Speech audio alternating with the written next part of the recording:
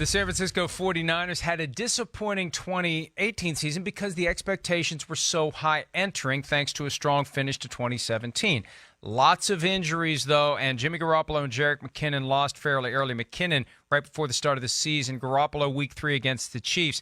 Getting those guys back is kind of like going out and adding a couple of free agents right out of the gates. But when you look at everybody else they've added, aggressive, bringing in D Ford, you have a bookend in Nick Bosa at pass rusher.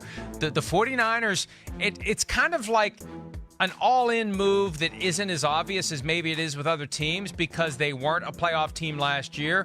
But you get the guys they had already on the roster healthy, and you add these new guys to the mix.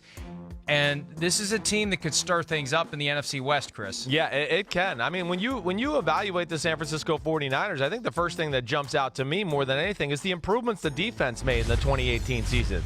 The defense was for real. And really, the moments it struggled were moments when the backup quarterbacks, the guys filling in for Jimmy Garoppolo, really struggled offensively, and the defense had to be on the field too much, and they wore out. But I look first off the roster, and I go, wow, okay, defense has got talent. Their front seven's got a chance to be special. You add D Ford, okay, Quan Alexander at middle linebacker, and Nick Bosa to your front seven. I say watch out for that combination. They have a chance to be certainly a top 10 defense, maybe even a top 5 defense.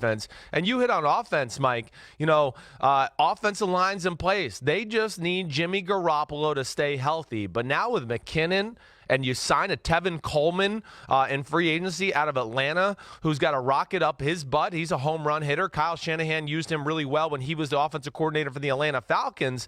And then you add the 2 receivers they drafted in rounds 2 and 3, Deebo Samuel out of South Carolina and Jalen Hurd out of Baylor, Mike. The offense is really complete. And, you know, last year, I don't know if you remember, I was telling everybody, pump the brakes on the expectations of the 49ers. They're not there yet.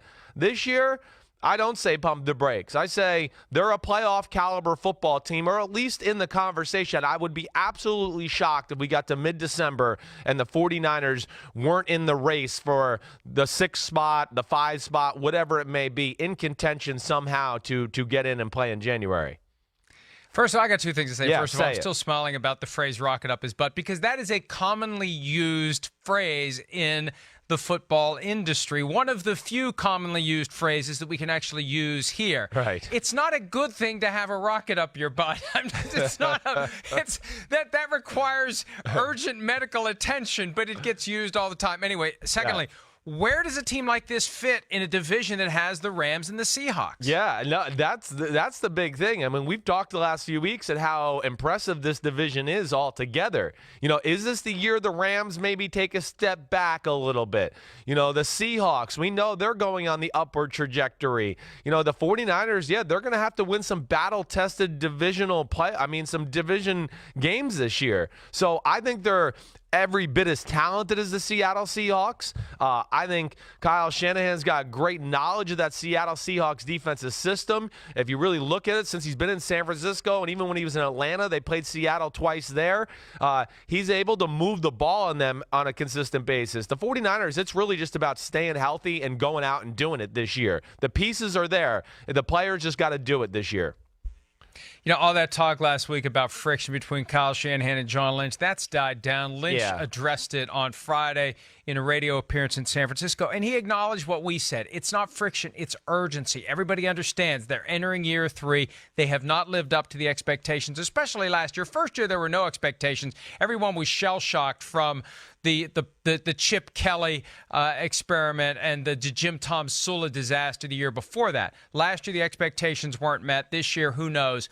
But I feel like they're moving in the right direction. And the NFC West, especially if the Cardinals can pick it up a little bit, it's really a very good division, Chris. It really is. It's tough and competitive. I mean, I would be shocked. I really expect 2 teams to come out of the NFC West and make it to the playoffs.